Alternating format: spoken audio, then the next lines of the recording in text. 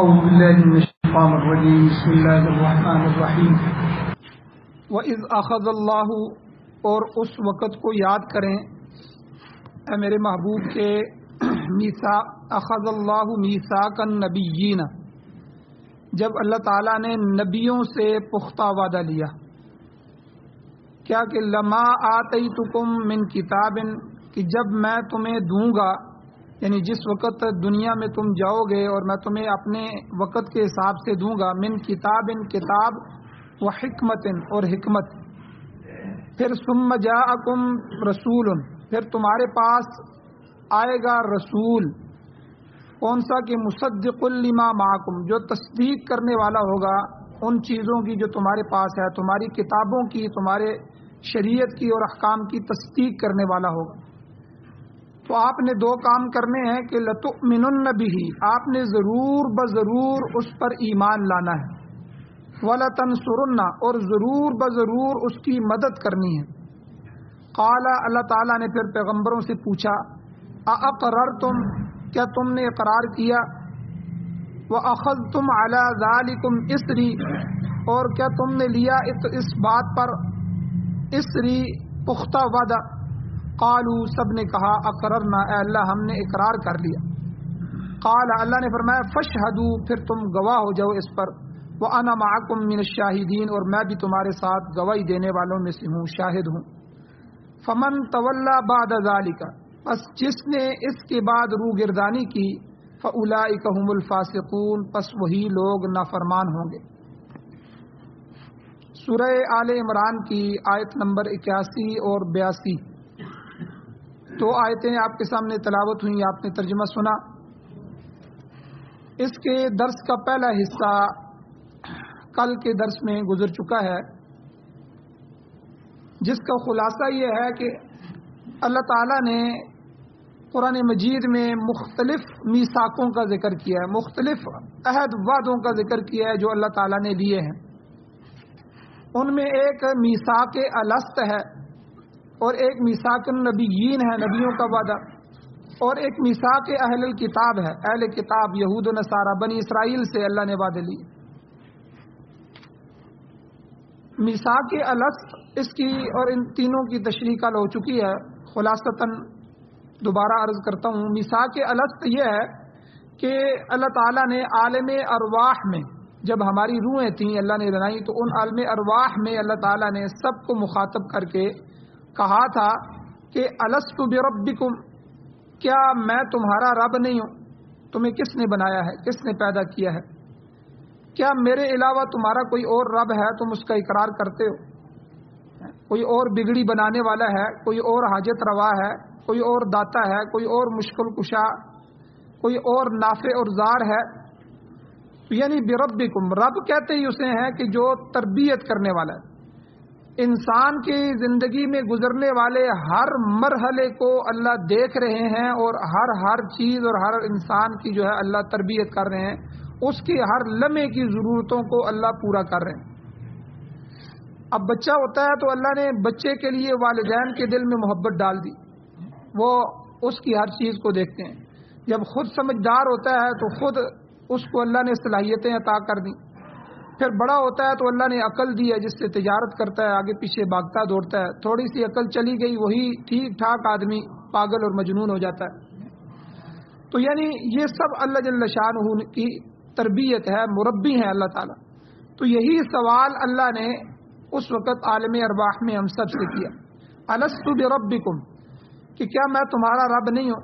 قالوا، سب نے کہا بلا، اے اللہ کیوں نہیں، بلکہ آپ ہی ہمارے رب ہیں، آپ نے ہی ہمیں پیدا کیا ہے۔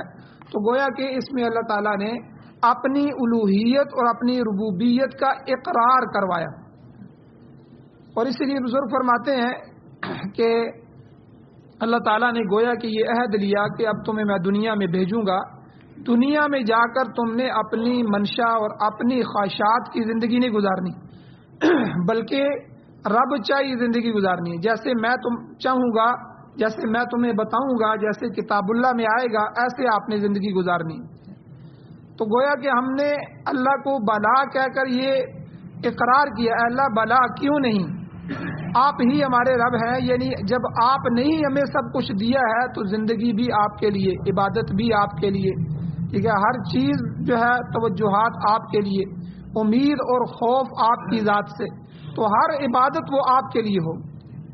تو پھر جب ہم دنیا میں آئے، پھر جو بنی آدم دنیا میں انسانیت آتی گئی تو انسان اپنے اس وعدے سے پیچھے ہٹتا گیا، انسان بھولتا گیا۔ تو اس وعدے کو یاد کرانے کے لیے، اس عہد کی یاد دہانی کے لیے اللہ تعالیٰ نے انبیاء کو مبعوث فرمایا، وقتاً فوقتاً مختلف علاقوں کے لیے، مختلف قبائل کے لیے، مختلف ملکوں کے لیے اللہ جل شانہ نے انبیاء کو بھیجا، اور پھر ان انبیاء کو اپنی کتابیں دیں، ان پر کتابیں نازل فرمائی، صحیفے عطا فرمائے کہ جس کے ذریعے وہ اپنی قوم کو اللہ کا پیغام پہنچائیں۔ تو یہ وہ عہد الست ہے جو ہم نے اللہ تعالیٰ سے کیا۔ اور دوسرے نمبر پر عہد، جو دوسرا عہد ہے وہ میثاق انبیاء ہے، نبیوں سے اللہ نے الگ وعدہ دیا۔ وہ وعدہ جو ان آیتوں میں بیان کیا گیا کہ اے میرے پیغمبروں، جب میں تمہیں کتاب دوں گا، یعنی ابھی تو تم یہاں ہو عالم ارواح میں، جب تمہیں میں کتاب دنیا میں دوں گا تم اپنی اپنی قوموں میں جاؤ گے، اور حکمت سے میں تمہیں نوازوں گا، اپنی طرف سے جو ہے وہ علم عطا کروں گا۔ پھر تمہارے پاس میرا ایک رسول اگر آ جائے، وہ رسول جو تمہاری سب کی کتابوں کی تصدیق کرنے والا ہے، تو تم نے دو کام کرنے ہیں، تمہارے ذمہ یہ دو کام ہے، اس کا وعدہ مجھ سے کرو کہ تم اس پیغمبر پر ایمان لاؤ گے اور اس کی مدد کرو گے۔ تو یعنی پیغمبر کوئی بھی ہو، عیسیٰ علیہ السلام ہے، اگر عیسیٰ علیہ السلام کے زمانے میں حضور آ جائیں تو آپ نے اپنی شریعت کو چھوڑ دینا ہے، اپنی بات کو چھوڑ دینا ہے، حضور کو ماننا ہے، حضور کی کتاب کو ماننا ہے، ان کی مدد کرنی ہے، ان کے دین کو پھیلانا ہے۔ تو اسی لیے علماء فرماتے ہیں کہ سارے انبیاء سے یہ عہد لیا گیا، اور سب نے کہا کہ قالوا اقررنا، اے اللہ ہم اقرار کرتے ہیں، ہم آپ سے وعدہ کرتے ہیں کہ اگر آپ کا یہ خاص پیغمبر ہمارے ہوتے ہوئے آ گیا تو ہم جو ہے اس کی مدد بھی کریں گے اور اس پر ایمان بھی لائیں گے۔ اور علماء کہتے ہیں کہ باقی انبیاء تو اپنے اپنے زمانوں میں آئے اور اس وعدے کو دہراتے رہے اور اپنی امتوں کو بتاتے رہے کہ نبی آخر الزمان آنے والے ہیں، ایک نبی آخری آئیں گے، ان کی یہ کتاب ہوگی، اگر ہمارے بعد وہ آ جائیں اے میری قوم ان کی اطاعت کرنا۔ ہم نے اللہ سے وعدہ کیا تھا، گویا کہ انبیاء کا وعدہ امتوں کا وعدہ ہے، کہ یعنی وہ اپنی امتوں کے لیے، ان کو سمجھانے کے لیے ہے کہ اے ہماری قوموں، یاد رکھنا کہ یہ پیغمبر جب بھی آ جائیں، ہو سکتا ہے نہ بھی آئیں تمہارے ہوتے ہوئے، لیکن اگر آ جائیں تو تم نے ہماری باتوں کو چھوڑ دینا ہے، تم نے اس پیغمبر پر ایمان لانا ہے۔ اور یہی وجہ تھی کہ یہودی اور عیسائی منتظر تھے سختی کے ساتھ، کیونکہ یہودیوں کی جو حضرت موسیٰ علیہ السلام ہے ان کو تو کم و بیش 2200-2300 سال گزر گئے تھے، جو ہے ان کے آگے پھر حضرت عیسیٰ علیہ السلام کو تو انہوں نے تسلیم ہی نہیں کیا۔ تو عیسائی جو ہے ان کو بھی 600 سال گزر گئے حضور اور عیسیٰ علیہ السلام کے درمیان، تو اس لیے دنیا میں اندھیرا ہی اندھیرا تھا، عیسائیت بھی تبدیل ہو گئی تھی، اور ان کے جو سنجیدہ لوگ تھے سخت پریشان تھے کہ وہ نبی آخر الزمان کیوں نہیں آ رہے۔ تو بس اسی انتظار میں تھے، اور عیسائی بھی آپس میں یہ باتیں کرتے تھے اور یہودی بھی آپس میں یہ باتیں کرتے تھے، اپنی اولادوں کو سکھا رہے تھے کہ بس اب نبی آخر الزمان آنے والے ہیں۔ تو اتنے میں حضور آ گئے۔ اب حضور جب آئے تو یہودیوں نے، چونکہ یہودی مدینہ میں حضور کے قریب تھے، اب عیسائی دور سے، وہ دور سے دیکھ رہے تھے کہ اہل کتاب میں سے یہ جو ہمارا گروہ ہے ان کو اللہ نے کتاب دی ہے اور یہ منتظر بھی ہیں، اب یہ کیا کرتے ہیں، واقعی وہ نبی ہے کہ نہیں ہے۔ تو انہوں نے ضد اور تعصب اور عناد اور بغض کی وجہ سے جو ہے ایمان کو روکے رکھا اور حضور کو تسلیم نہیں کیا، بلکہ حضور کے دشمن بن۔ تو یہ دوسرا وعدہ تھا جو اللہ نے پیغمبروں سے لیا۔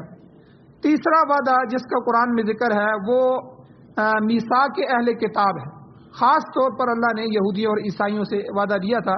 وہ کیا تھا؟ اللہ قرآن میں کہتے ہیں وَإِذْ أَخَذَ اللَّهُ مِيثَاقَ الَّذِينَ أُوتُوا الْكِتَابَ، جب اللہ تعالیٰ نے اہل کتاب سے میثاق لیا، کیا میثاق لیا کہ لَتُبَيِّنُنَّهُ لِلنَّاسِ وَلَا تَكْتُمُونَهُ، کہ تم دو کام کرو گے ضرور بضرور، کہ تم لوگوں کے لیے خدا کی جو کتاب تمہیں دی گئی ہے اور اس کا جو فرمان ہے لوگوں پر ظاہر کرو گے، اس کو چھپاؤ گے نہیں، کیونکہ تورات اور انجیل کے اندر حضور کی صفات موجود تھی، اس لیے حضور علیہ السلام کے متعلق اور دوسرے احکامات اور حضور کے صحابہ کے متعلق جو علامات، جو چیزیں ہیں، تم نے لوگوں سے چھپانی نہیں ہے، تم نے اپنے اپنے زمانوں میں اس کو ظاہر کرنا ہے، لوگوں کے سامنے رکھنا ہے، یہ تمہاری ذمہ داری ہے، اور یہ تمہاری کتاب کے ذریعے تم سے میں عہد لے رہا ہوں۔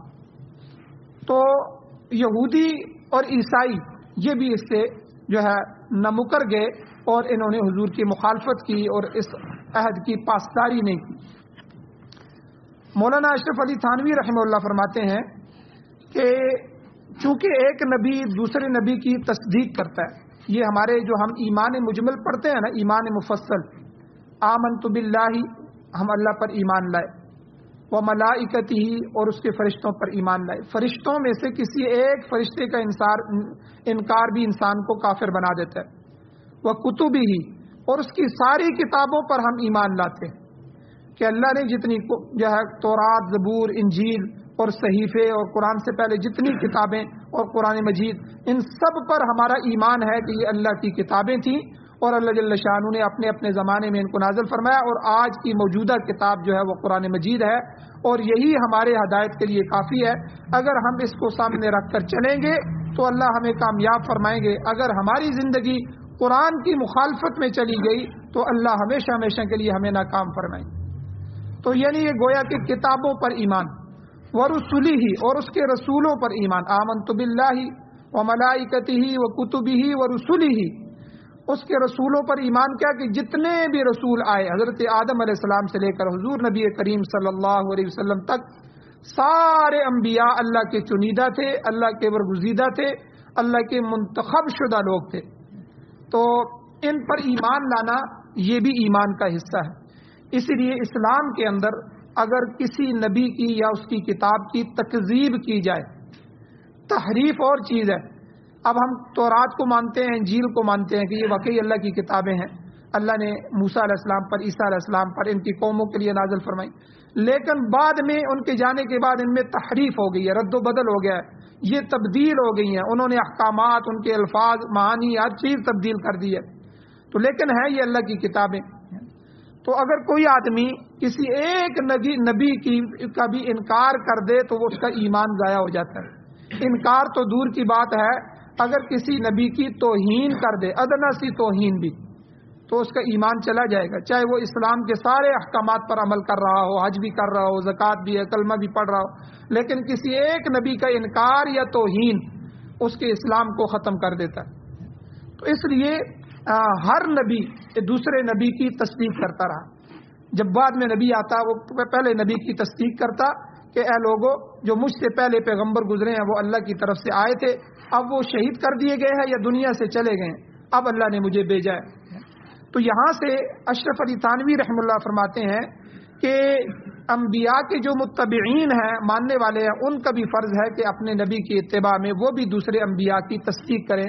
اور یہاں سے انہوں نے ایک مسئلہ اخذ کیا شاہ صاحب نے کہ مشائخ کو مشائخ کے ساتھ یہی معاملہ کرنا چاہیے۔ کوئی جو شیخ وقت آدمی ہے، نیک بندہ ہے یا درویش ہے، اپنے برابر والے شیخ کو یا اپنے سے اونچے درجے والے کی تصدیق کرے، اس سے دعا کرانے اور اس کی حمایت کرانے سے گریز نہ کرے، لوگوں کو کہے کہ یہ فلاں فلاں بزرگ ہمارے زمانے میں موجود ہیں، ان کے پاس جایا کرو، ان سے اصلاح کرواؤ۔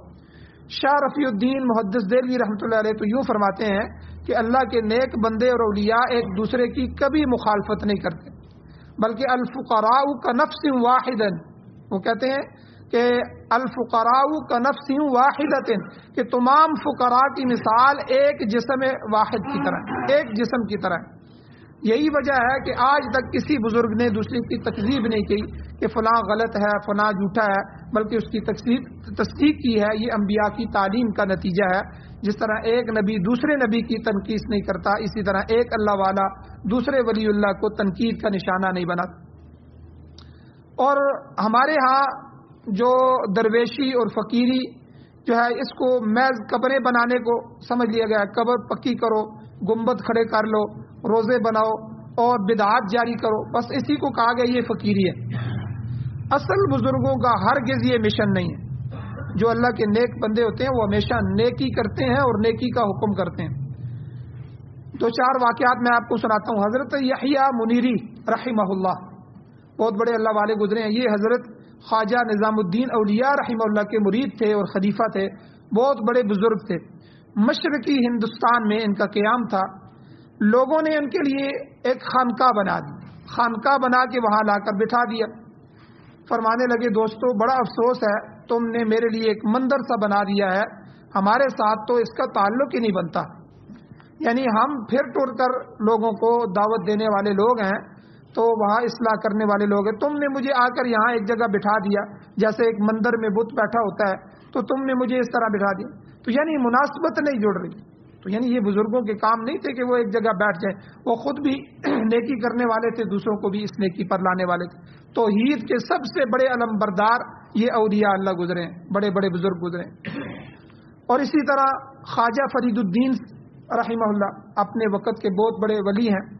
اس زمانے میں جو بادشاہ وقت تھا فیروز تغلق, اس نے بڑی جاگیر پیش کی. حضرت میں ایک بڑی جاگیر جو ہے بہت بڑی زمین ہے وہ میں آپ کو دینا چاہتا ہوں. آپ نے فرمایا میرا اور میرے بزرگوں کا یہ طریقہ نہیں ہے کہ وہ جاگیریں وصول کریں, بلکہ اس جاگیر کو مستحقین میں تقسیم کر دو. یاد رکھیں یہ جتنے بھی بڑے بڑے پیر تم آپ کو نظر آتے ہیں, یہ قریشی اور جو ہے دوسرے, یہ ان کو جاگیریں کہاں سے ملی ہیں پاکستان میں؟ اگر آپ پیچھے ریکارڈ چیک کریں, ان کے آباء و اجداد مجاہدین کے خلاف انگریزوں کی مدد کرنے والے تھے. انہوں نے بڑی بڑی گدیاں بنائی ہوئی تھیں, اور جب مجاہدین ان رستوں سے گزرتے تو ان کی ریکی کرتے, ان کی جو ہے جاسوسی کرتے, اور انگریز کو جو ہے بلاتے اور ان کو پکڑواتے. تو اس سے انگریز نے خوش ہو کر ان کو یہ جاگیریں عطا کی. بڑی بڑی جاگیریں تھیں, تو یہ جاگیریں ان کو انگریزوں سے ملی. تو بہرحال حضرت خواجہ فرید الدین گنج بخش رحمۃ اللہ علیہ بہت بڑے اللہ والے ہیں, بہت بڑا نام ہے. بادشاہ وقت نے ایک بڑی جاگیر پیش کی. تو حضرت نے کیا فرمایا کہ ہمارے بزرگوں کا یہ طریقہ نہیں ہے کہ وہ لوگوں سے جاگیریں لیں, اس لیے یہ جاگیر تم مستحقین میں تقسیم کرو, جو مستحق ہے ان کو پہنچاؤ. اور اسی طرح ہمارے بزرگوں میں سے بڑے بزرگ گزرے ہیں. حضرت مولانا حسین احمد مدنی رحمہ اللہ بہت بڑے اللہ والے ہیں, ہمارے علماء دیوبند کے سروں کے تاج ہیں. اور صدر جو تھا ہندوستان کا راجہ پرشاد, تو چونکہ اس کی حکومت تھی تو اس نے اپنی حکومت کا سب سے بڑا اعزاز, یہ پدم بھوشن اعزاز ہوتا ہے, جس طرح ہمارے ہاں اعزاز نشان حیدر وغیرہ اس طرح بڑے اعزاز ہوتے ہیں, اس نے حسین احمد مدنی رحمہ اللہ کو یہ اپنے ملک کا جو بڑا اعزاز ہے یہ پیش کرنا چاہا. وجہ کیا تھی کہ حضرت نے انگریزوں کو بر صغیر سے بھگانے میں بہت مدد کی, کیونکہ ہمارے علماء کا بڑا کردار تھا کہ انگریز بر صغیر سے ہمارے ہاں سے نکلا, ورنہ آج تک ہم انہی کے غلام ہوتے. تو انہوں نے پھر اپنے ملک کا یہ بڑا اعزاز پیش کیا. تو حضرت نے کہا کہ یہ ہمارے بزرگوں کے طریقے کے خلاف ہے, میں اس کو وصول نہیں کرتا. تو ہم نے جو انگریزوں کے خلاف جدوجہد کی ہے وہ اللہ کی رضا کے لیے کی ہے اور انسانیت کی بہتری اور خدمت کے لیے کی تھی, کوئی تمغہ اور جاگیر لینے کے لیے ہم نے نہیں کی تھی. اس سے بہتر یہ ہے کہ یہ تم لوگوں میں جو ہے انصاف کرو اور انصاف کے ساتھ تقسیم کر دو اور مسلمانوں کو تنگ نہ کرو. یہ وہ حضرت کے الفاظ. تو الغرض اللہ تعالیٰ کا یہاں ارشاد ان آیتوں میں یہی ہے کہ وَإِذْ أَخَذَ اللَّهُ مِيثَاقَ النَّبِيِّينَ, اس وقت کو یاد کریں کہ جب اللہ تعالیٰ نے انبیاء اسلام سے پختہ وعدہ لیا کہ لما آتیتکم من کتاب و حکمہ, جب میں نے تمہیں کتاب اور حکمت یعنی علم, دانش اور فہم عطا کیا, ثم جاءکم رسول, پھر آ گیا تمہارے پاس رسول. اس سے مراد ہر رسول بھی ہے اور بڑا رسول بھی ہے. یہ نکرہ ہے جو ہے عربی کے اندر, نکرہ معرفہ اور نکرہ جو ہے اس میں تعظیم ہوتی ہے. تو جب رسول کہا جائے تو عظیم الشان رسول, ٹھیک ہے, یعنی حضور کے بارے میں کہا گیا کہ جب یہ پیغمبر اگر تمہارے درمیان میں آ جائیں گے اور مصدق لما معکم, وہ ان کتابوں کی تصدیق کرنے والے ہوں گے جو تمہارے پاس ہیں, تو اس وقت تمہارا فرض کیا ہے, لتؤمنن بہ, ضرور ان پر ایمان لانا ہے تم نے, ولا تنصرن, اور ضرور ان کی مدد کرنی ہے. قال, اللہ تعالیٰ نے پھر پوچھا, اقررتم, کیا تم نے اقرار کر لیا ہے, واخذتم علی ذلکم اسری, اور اس بات پر تم نے پختہ وعدہ لے لیا ہے. اسر بوجھ کو کہتے ہیں, بوجھ سے مراد یہاں پختہ عہد ہے کہ مجھ سے تم نے پکا وعدہ کر لیا ہے. میثاقاً غلیظہ کا لفظ بھی قرآن میں آیا ہے, غلیظاً گاڑے کو کہتے ہیں, تو یعنی پکا وعدہ, پختہ وعدہ مجھ سے کرو ہے پیغمبروں. تو گویا کہ یعنی تمام انبیاء سے یہ عہد لیا کہ جب میرا نبی آخر الزمان آ جائے گا تو تم اس پر ایمان لانا، ان کی اعانت کرنا، مدد کرنا۔ تو اللہ تعالیٰ کے اس سوال کے جواب میں قالوا وقررنا، سب انبیاء نے کہا کہ اے اللہ ہم نے اقرار کیا ہے، ہم اس عہد کو پورا کریں گے اور ہر آنے والے نبی پر اور خصوصاً حضور ختم المرسلین صلی اللہ علیہ وسلم پر ایمان لائیں گے۔ حدیث شریف میں آتا ہے کہ بنو قریظہ کا ایک یہودی تھا، ایک یہودی مدینہ میں، وہ حضرت عمر رضی اللہ تعالیٰ عنہ کا دوست تھا، پرانے زمانے سے دوست چلے آ رہے تھے۔ تو اس نے تورات میں سے کچھ اچھی اچھی باتیں لکھ کر حضرت عمر رضی اللہ تعالیٰ عنہ کو دے دی۔ حضرت عمر رضی اللہ تعالیٰ عنہ وہ لے کر حضور صلی اللہ علیہ وسلم کے پاس آ گئے اور عرض کیا کہ حضور میرا ایک یہودی دوست ہے، تورات کی بعض اچھی باتیں لکھ کر اس نے مجھے دی ہیں، کیا میں ان کو پڑھ سکتا ہوں؟ حضور نے جب یہ الفاظ سنے تو حضور غصے میں آ گئے، چہرہ سرخ ہو گیا ناراضگی سے۔ تو حضور نے فرمایا اتہوقتم کما تہوقت الیہود والنصارى، کیا تم بھی اسی طرح سرگردان اور گمراہ ہونا چاہتے ہو جس طرح یہود و نصارہ ہوئے ہیں؟ پھر حضور نے ایک جملہ ارشاد فرمایا، حضور نے فرمایا قسم ہے اس ذات پاک کی جس کے قبضے میں میری جان ہے، یہ تو تم تحریف شدہ تورات کا ورق لائے ہو، اگر موسیٰ علیہ السلام جن پر یہ تورات اتری ہے وہ بنفس نفیس خود بھی آ جائیں اور تم مجھے چھوڑ کر ان کا اتباع کرتے ہو تو تم گمراہ ہو جاؤ۔ انا آخر النبیین، میں آخری نبی ہوں جو تمہارے حصے میں آیا ہوں، لہذا تم پر میری ہی اطاعت لازم ہے۔ تو جب حضور علیہ السلام کا غصہ حضرت عمر نے دیکھا تو ان کا وہ ارادہ تو نہیں تھا، یہ تو ان کا سوال تھا، اللہ نے اس سے کتنے مسائل حل کر دیے۔ تو حضرت عمر رضی اللہ تعالیٰ نے فرمایا رضیت باللہ ربا وبالاسلام دینا وبمحمد صلی اللہ علیہ وسلم نبیا ورسولا، یعنی اے اللہ کے نبی میں راضی ہو گیا اللہ کے رب ہونے پر، اسلام کے دین ہونے پر اور محمد صلی اللہ علیہ وسلم کے نبی اور رسول ہونے پر، یعنی مجھے آپ کے بعد کوئی چیز نہیں چاہیے۔ تو یعنی اس پر حضور کا غصہ ٹھنڈا ہو گیا۔ تو اس واقعے سے کیا بات سمجھ آئی کہ حضور کے زمانے میں اگر موسیٰ علیہ السلام بھی آ جائیں تو موسیٰ علیہ السلام کے لیے بھی ضروری کیا ہے کہ لَتُؤْمِنُنَّ بِهِ وَلَتَنْصُرُنَّ، کہ یہ جو وعدہ لیا تھا اللہ نے پیغمبروں سے کہ آپ میرے پیغمبر، آپ کے لیے اب نجات جو ہے وہ میرے پیغمبر کو ماننے میں، آپ ان پر ایمان لائیں گے اور انہی پر جو ہے ان کی مدد اور نصرت کریں گے۔ اور اگلا جملہ اللہ نے اس سے بھی زیادہ سخت کہا، اللہ نے کہا کہ پختہ عہد کرنے کے بعد اے میرے پیغمبروں فمن تولا بعد ذالک، جو اس وعدے سے پھر جائے گا، عہد کی پابندی نہ کرے گا، تو فاولئک هم الفاسقون، ایسے لوگ فاسق ہو جائیں گے، نافرمان ہو جائیں گے۔